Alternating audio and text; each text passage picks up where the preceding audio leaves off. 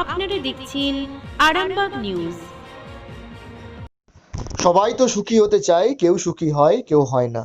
একটি মর্মান্তিক ঘটনা ঘটে গেল ভ্যালেন্টাইন্স ডের দিন। পুরো দক্ষিণ পাড়ার বাসিন্দা টুকাই সাঁতরা একটি মেয়েকে ভালোবেসেছিলেন।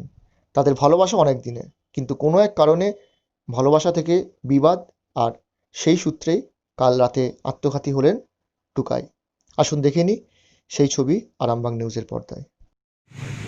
এখন তাহলে ওতে যাবো নাকি থানায় যাবো?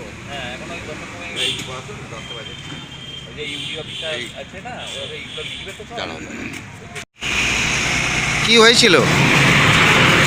মেয়েটার সাথে প্রেম ভালোবাসা হয়েছিল, হয়ে মেয়েটা হয়তো কোনো রকমের স্বীকার করেছিল।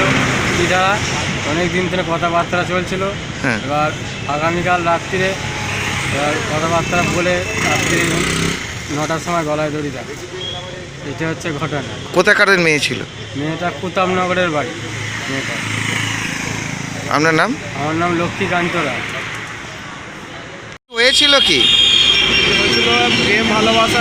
ছেলেটার নাম হচ্ছে টুকাই সাঁতরা, হ্যাঁ। বাড়ি পুরো দক্ষিণ পাড়ায়, পুরা দক্ষিণ পাড়ায় হ্যাঁ। বাড়ি।